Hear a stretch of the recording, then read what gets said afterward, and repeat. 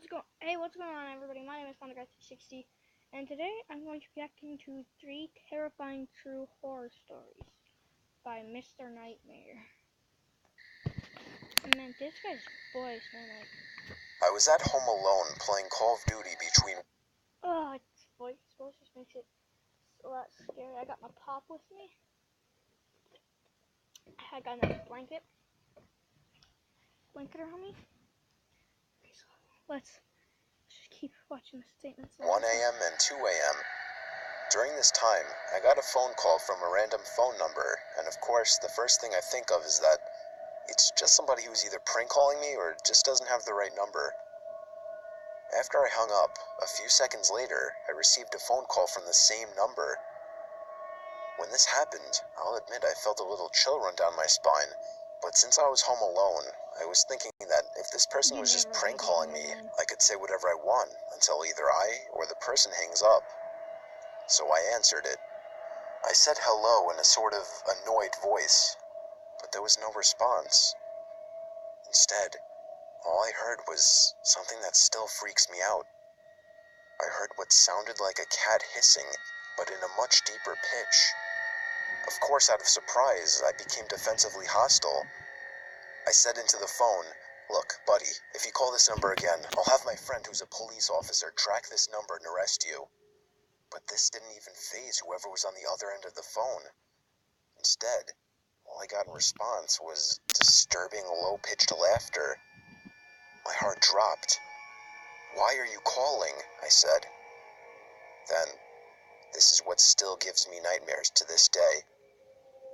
As clear as day, in a dark, almost demonic voice, I heard, "I'm just waiting for you to come upstairs." Without hesitation, I ran out of the house and ran across the street to my friend's house and asked his dad to call my dad while trying to explain to him what happened at the same time.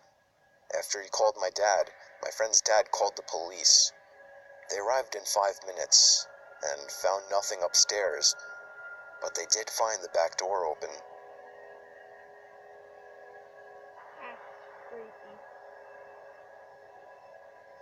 My dad used to be a paramedic, and after he retired, he remained good friends with a lot of people, one of them being my godmother, Sally. Sally owned a bunny farm and was very friendly. My family and I loved her dearly, and my parents decided to make her my godmother, but she also had a brother named Terry. Terry was a very quiet man. He never said much and kinda had a weird vibe on him, but he was never around that much, so I didn't give it much thought. It was Thanksgiving, and we all decided to eat together. It was a great dinner, but his presence just really made me uncomfortable. While they were over, my godmother and I were working on the computer my parents used, and I noticed my brother and Terry were in the family room. I went out to see them just watching TV. Nothing was going on. The next day, we all went to church, and Terry asked me if my brother had a Facebook account. I said no, because that was the truth. My brother wasn't into social media, but my thoughts began to wonder why he wanted to befriend my younger brother. At some point, he added me on Facebook, and I noticed that his avatar was that anonymous figure. Weird. Why didn't he have his face on his account? I got an instant message from him. The chat went like this. "Hey there," he said. "Hi. What are you doing up so late?" "I'm a night owl, so I'm usually up late." "Doesn't that make your parents mad?" he said. They don't mind," I said. "A naughty girl, aren't we? Staying up late. Would you like to chat?" "Actually, I gotta go now. I have homework," I said, quickly going invisible and closing him out. What the hell kind of chat was that? He was talking to me like I was some slut or something. Curiosity got the best of me, and I decided to go to his account.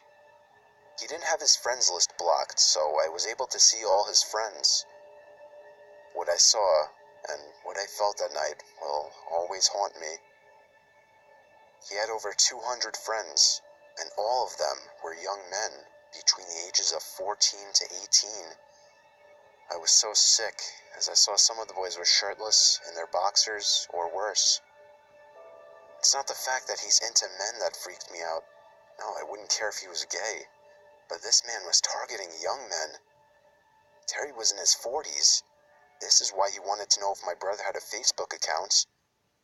He wanted to add him in his sick boy list. I was shaking as I realized what kind of man this was. I loved my godmother, but this was just sick. I told my parents and reported his account. My dad was shocked, but he also wasn't too surprised, because apparently Terry was reported for selling drugs to kids and touching them on the news one day. I found out the case was dropped because the boys said they were lying. But now I wonder, were they really lying? Since then, we stopped talking to my godmother and her sick brother. His Facebook account was taken down, but I know he's still out there targeting young men. I still have nightmares of him going after me and my brother. Last one? Yeah, last one. My parents recently bought a cabin in the woods and would always spend their weekends up there. My little sister would always go with them, so I spent a lot of time home alone over the weekends. One evening, I was bored out of my mind, so I plopped my butt down and played some Legend of Zelda. Yeah. Now, over the years of living in this house, I developed some kind of natural reaction. Every now and again, whenever my parents needed me, they would call me from the top of the stairs. And for the record, my room was in the basement. Then I would pause the game or stop what I was doing and walk to the stairs and ask them what they needed. And it happened very often. So often, I keep an ear out for the faintest sound coming from upstairs. This one particular night, as I was playing Zelda, I heard someone call my name from upstairs. Brandon? With this natural instinct kicking in, I got up and walked toward the stairs. It wasn't until I was about halfway to the stairs that I remembered that my parents were not home. Maybe my mind was playing tricks on me or something. I returned back to the land of Hyrule until I heard my name called again. Brandon? This time, it was louder, and the voice wasn't my father's.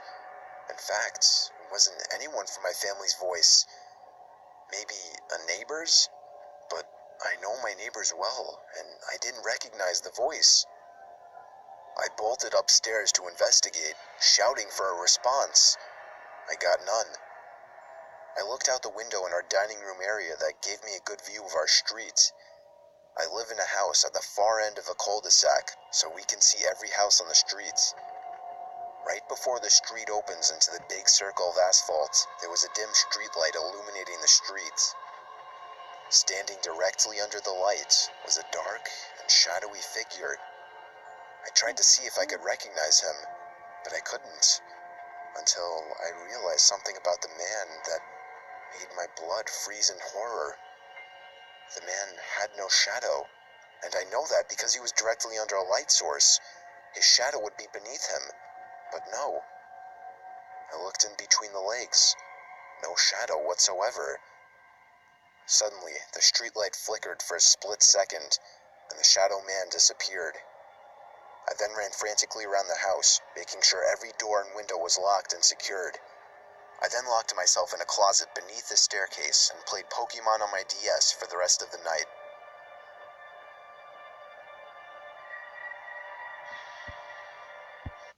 That messed up.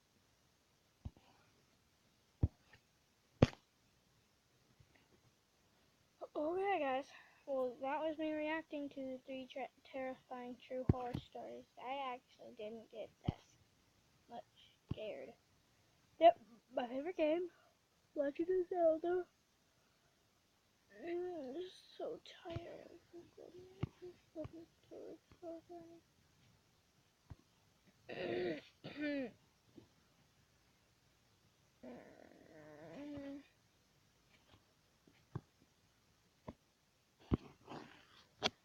Okay, well, yeah. Hope you guys enjoyed it, and